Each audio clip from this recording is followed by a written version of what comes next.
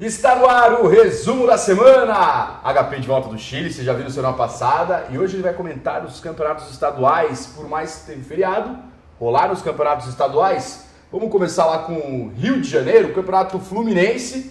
Teve rodada, 2 jogos. Volta Redonda 6, 32 e o rugby. E o Itaguaí perdeu de 70-8 para o Guanabara. E eu percebi que o Vitor já está usando a caixa punch nos textos dele. Roubou de mim. Você vê, né? Fazendo escola, né? Fazendo escola. Foda, Zé. Mas o Niterói descansou essa rodada, então deu oportunidade para o Rio Rugby reassumir a liderança do campeonato e deixar o Guanabara se recuperar das rodadas anteriores. Essa foi a primeira do retorno do Campeonato Fluminense. Também não deixou ali o Niterói e o Rio escapar. Mas tem ainda mais alguns jogos pela frente, tudo indefinido. O que vai decidir é o duelo direto ali do Rio, Niterói e Guanabara, né? Exatamente. Rio Rugby com 19 pontos, mais um jogo a menos. O Niterói está em segundo com 18. O Rugby tem 5 jogos, o Niterói tem 4. Vamos rodando, vamos lá para o Paranaense, que teve rodada também. Teve um jogo, o Maringá 20-7 no Urutau e o Maringá líder também, com o Curitiba ali na cola. Esse é um dos duelos mais equilibrados do rugby paranaense, porque o Curitiba sobra, né, obviamente, mas o Hawks, que já foi campeão paranaense, né, sempre bom lembrar, disputa ali com o Urutau. O Londrina, pé vermelho, né, caiu um pouco ultimamente, mas sempre estão os três ali disputando quem é a segunda força do estado. E foi 20-7, foi um jogo equilibrado. 20-7, então, jogo equilibrado. E que valeu a liderança provisória para o Hawks, inclusive. Provisória, porque o Curitiba tem um jogo a menos. Exatamente. O Hawks Maringá com 11 pontos e o Curitiba com 10, mas tem um jogo a menos. Campanha perfeita por enquanto. Campanha perfeita, exatamente. Não, é impressionante o saldo de pontos do Curitiba. Eu estava vendo 159 pontos de saldo. Em 2 jogos. Tomou 3 pontos, ó. É um penal. Vamos rodar, vamos pro Mineiro, Série B, primeiro campeão estadual de 2015. De 2015. Sim, parabéns pro Nova Lima, que ganhou. É um campeonato curto, somente 3 times, né, disputando a segunda divisão mineira, mas ganhou com propriedade todos os jogos e levantou o primeiro título estadual do ano. O placar foi de 42-8 contra o Inconfidência. Parabéns aí para todo mundo do Nova Lima. E o HP ainda vai continuar aqui. Vamos falar do rugby internacional, mundial de touch lá na Austrália. E a Austrália devastando o mundo do touch. É isso, HP? É isso, foram nada menos que 10 categorias. A Austrália levou 9, deixou uma só para Nova Zelândia, na categoria acima de 35 anos. Masculino. Teve feminino misto, exatamente. E é curioso, assim, o rugby feminino, inclusive, assim, tem muito que você vê nas Wallaroos, elas jogam muito touch ali, e até a Paulinha, numa conversa que eu tive com ela durante a Série Mundial, ela lembrou isso e atribuiu essa agilidade que o touch dá, esse jogo veloz que eles têm, ao sucesso das Wallaroos, assim, um dos fatores positivos, né? E você vê que ganhando, sobrando, né? Eu vou fazer uma colinha aqui, vou ler, ó. No masculino, campeão Austrália, no feminino, campeão Austrália, no misto, campeão Austrália também. Feminino acima de 27, masculino acima de 30, daí só no masculino acima de 35 perdeu. No masculino acima de 40, masculino acima de 50, misto acima de 35, ganhando tudo. A Austrália ganhando tudo. E para mais informações, tem até uma entrevista que você fez com a seleção chilena que jogou. Então, exatamente, Zeca, bem lembrado. A seleção chilena foi o primeiro representante latino-americano a disputar o Mundial de Touch. Eles vieram totalmente amadores, né? Eu fiz um vídeo com eles lá no Chile, encontrei eles numa feira de esportes. Eles estavam precisando de verba para voo, para viajar, para hospedagem, para tudo. Rugby amador não é só o Brasil que passa fome, não. E tá lá no portal, quem quiser conferir, portal do rugby.com.br. Vamos fazer aquela troca ou você quer falar mais? Eu queria só lembrar também que o Curitiba feminino está começando um time de touch rugby também. Acho que pegaram esse gancho aí do Mundial de Touch que saiu no portal do rugby, é uma notícia tudo. Estão começando um polo de touch rugby lá. Maravilha, aí quem se interessar em Curitiba tem um time de touch. Daí vai pro... É uma boa forma de introduzir o esporte também, né? É uma bela escola para começar. Exatamente. Quem não gosta de um touchzinho antes do treino? Com certeza, isso? HP, obrigado. Valeu, Zé. A gente já volta com o Sex Appeal lá em cima. Valeu, galera. Ele. Assim eu fico chateado, cara. Eu vim até mais produzido hoje. Não dá. Vitor Ramalho ao concurso. É verdade. Já sentiu o termômetro do sex appeal estourando? Vitor Ramalho, nosso comentarista internacional, com essa camisa old school da ABR ainda. Na transição, né? Exatamente. Preenchendo tudo, forte, bonito, saudável para falar de rugby internacional. É isso aí. E começar com o Rugby League, o comentarista de Rugby League, que deu Nova Zelândia, lá na Austrália, o Anzac Test. Nova Zelândia 26-12. Primeira vez campeão do desafio lá na Austrália, é isso? Exatamente. Então, vamos falar um pouquinho, né, do Rugby League. Afinal de contas, eu sei que tem gente que não vai gostar muito, mas o Rugby League é divertido assistir, é bacana também. E esse jogo é muito grande, né? A Austrália e a Nova Zelândia vem crescendo a cada ano, porque antes era só a Austrália, era hegemônica, e a Nova Zelândia começou a virar uma real competidora, né? Tanto é que hoje joga de igual para igual e conseguiu, depois de 60 anos, 3 vitórias consecutivas contra a Austrália. Ganhou 2 ano passado no Four Nations, quando ela foi campeã. Four Nations é aquele torneio que tem Austrália e Nova Zelândia, Inglaterra e mais um. Foi Samoa ano passado, é um torneio a cada 2 anos que acontece. E aí eles emendaram com essa vitória no Anzac Test, que é o jogo anual entre a Austrália e Nova Zelândia. Kangaroos contra Kiwis, os 2 apelidos. Que é um jogo por ano, no meio da temporada da NRL. E a Nova Zelândia ganhou pela primeira vez esse jogo quando ele foi jogado na Austrália. Ela tinha ganho antes na Nova Zelândia. E agora ganhou pela primeira vez na Austrália. Foram 2 tabus aí sendo quebrados. E tá incomodando a geração, esse time australiano, que é uma geração extremamente vitoriosa, mas que dessa vez derrapou. Jogou muita bola a Nova Zelândia. Não, e é legal assistir o rugby pelos skills dos caras. Os caras, o offload, o passe dos caras, os caras são meio mágicos. Às Tem vezes, uns tackles frontais tem, ali de... Tem fortes. É legal. Vamos girando. Vamos falar de Challenge Cup. Teve a final. Infelizmente o Edinburgh não ganhou, ia ser o primeiro escocês, mas o Gloucester ganhou, jogo emocionante, jogaço, 19-13, e um título para salvar a temporada do Gloucester, que está em 9º na Viva, já não tem mais nada para fazer. Exato, salva a vida do Gloucester porque o título da Challenge dá a vaga para ele na Champions no ano que vem. Na verdade, o regulamento é bem simples. Se o campeão da Challenge não ganhar, não ficar nas posições do seu campeonato nacional, vaga pelo nacional, ele ganha a vaga. Então, portanto, ele acabou complicando a vida do 6º colocado. Quem ficar em 6º na Evaiva vai ter que jogar, na verdade, a pré-Champions Cup. E quem ficar em 7º, que jogaria aquela preliminar, tá fora. Então, essa foi a grande questão do título do Gloucester. É o segundo deles na história da Challenge Cup. E o Edinburgh... O bom é que o time chegou na final, movimentou a mídia escocesa.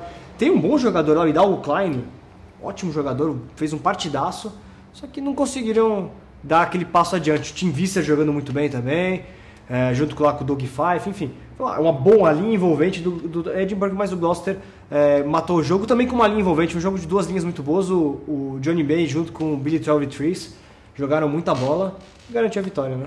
Foi um jogo muito bom, foi bem bacana. E tivemos outra final, a final mais importante da Europa. Champions Cup, Clermont e Toulon, jogaço.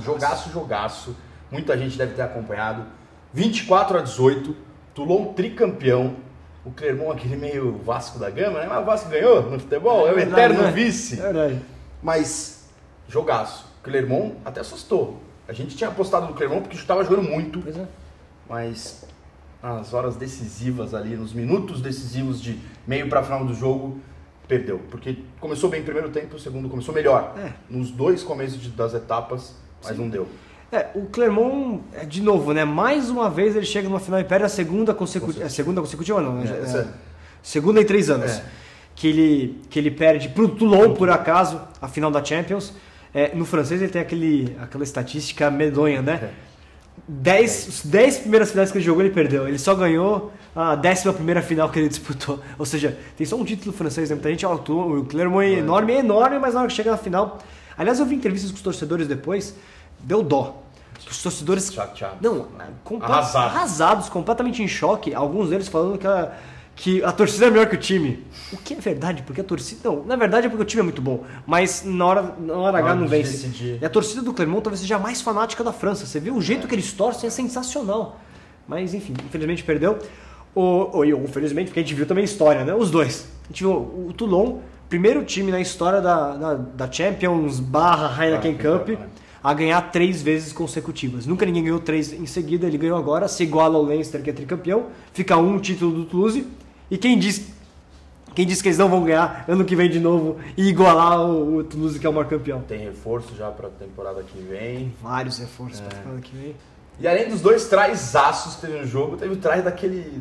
Eu não sei descrever. O que é o Bastarro? Cara, o Bastarro é uma lenda. Mas o que é aquele tamanho que ele tá? Ele tá cada vez mais gordo. Ele vai explodir um dia.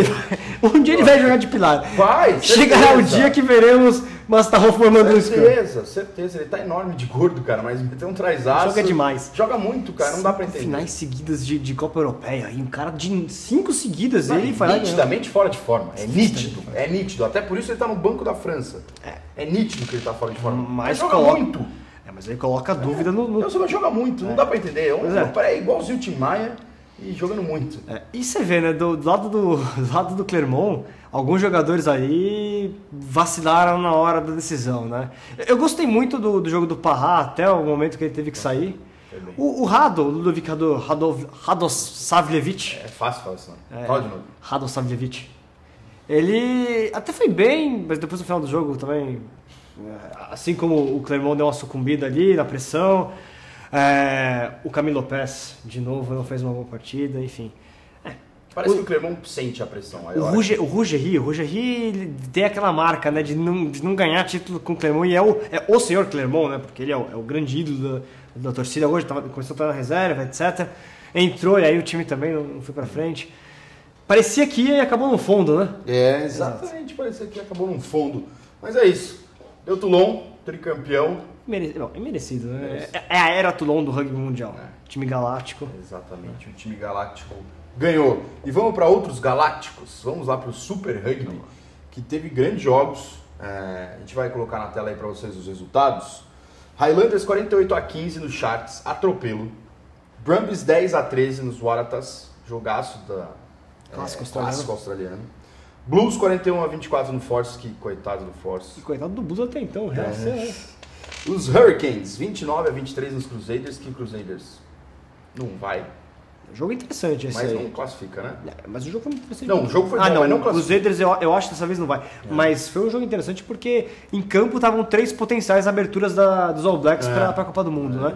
Eu pessoalmente não sou grande fã do Colin Slade, sinceramente. Mas ele fez um bom jogo. Fez um bom jogo. Mas eu gosto mais do Bodenberg, por exemplo. Eu acho que o Bodenberg fez um belo jogo. Talvez. O Carter, ele tá jogando de centro agora, mas sempre fica aquele gostinho. Será que não é melhor colocar o Carter na hora do vamos ver? Então, mas na abertura, na será? hora do vamos ver ele machuca. Aí pois também tem essa, né?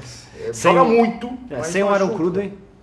Sem o Aaron Cruden tem E tem o Sopoaga do Highlanders fazendo uma bela temporada também. E a vantagem dele, que pode aparecer até uma surpresa quando chegar na Copa do Mundo, é que ele joga junto com o Aaron Smith, né? Então quem sabe aposta-se na dupla. Vamos terminar os resultados? Daí teve os Rebels 16-15. Pra cima do Chiefs. Sem Aaron Cruden. O segundo colocado perdeu.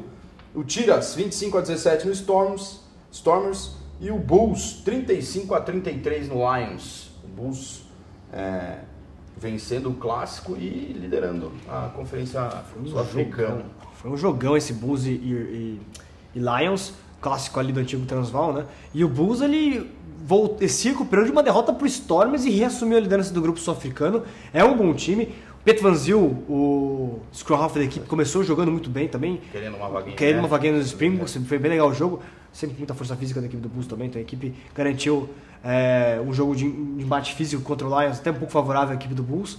Agora, o decepção é a equipe do Stormers, né? Tinha tudo para continuar na liderança da zona sul-africana, saiu da zona de classificação para mata-mata, inclusive, com essa derrota por Cheetahs, né? Num jogo que o Stormers até jogou fora a vitória, perdendo 4 penais. E tem mais um destaque aqui, ó. Os Rebels não vão classificar, não vão para lugar nenhum, mas ganharam de todos os neozelandeses. Só faltava ganhar da equipe do Chiefs. Só faltava do Chiefs e ganhou, foi lá. Mas não vai chegar a lugar nenhum. Não vai chegar mais. Ganhou de todos os neozelandeses, pode falar isso, pelo menos. Vamos pôr a tabela aí? Olha lá a tabela. Hurricanes disparado, 43 pontos na liderança, só uma derrota. Espetáculo de campanha. E Chiefs, Highlanders e Waratahs deve ficar nisso aí, né? O Stormers, né? O Stormers é o outro que vai brigar pra abocanhar uma vaguinha. Mas...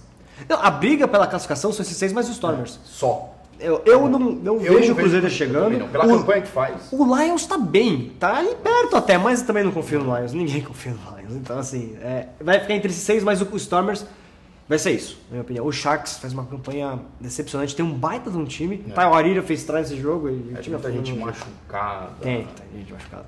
Tá meio estranho o Sharks esse ano. O Sharks não vai. Esse foi o Super Rugby neste final de semana. Que começa na sexta os jogos, sabe? Sexta até domingo.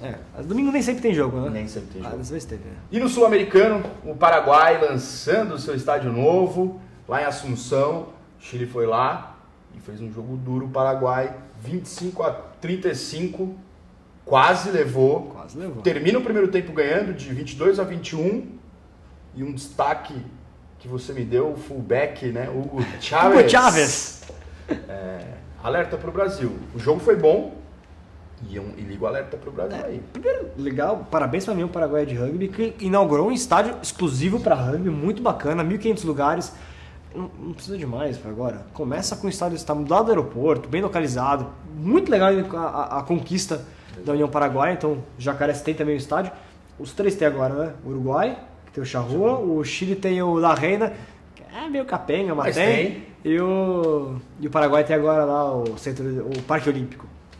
Para essa partida, interessante que Chile e Paraguai era um jogo que inclusive valia muito para o Brasil, porque caso o Paraguai vencesse, o Brasil ficaria numa situação muito complicada para fugir do último lugar da somatória dos 2 anos. E para brigar na repescagem lá, né? Eu entrei em contato com o Sul para perguntar, né, se isso vai ser mesmo. A resposta que eu tive é que o último colocado enfrenta o campeão da segunda divisão na somatória dos 2 anos. Então significa que, além de tudo, o Brasil, além da importância de ganhar, evidentemente, em casa contra o Paraguai no próximo final de semana, o Brasil tem que ganhar também por causa disso, para não ficar... É uma decisão e pelo jogo difícil. O jogo vai ser duríssimo para o Brasil. Sim, vai ser duríssimo. O Paraguai engrossou o caldo para cima do Chile. O primeiro tempo, um embate de packs, de scrums muito forte. O Paraguai fez try de Mo para cima do Chile.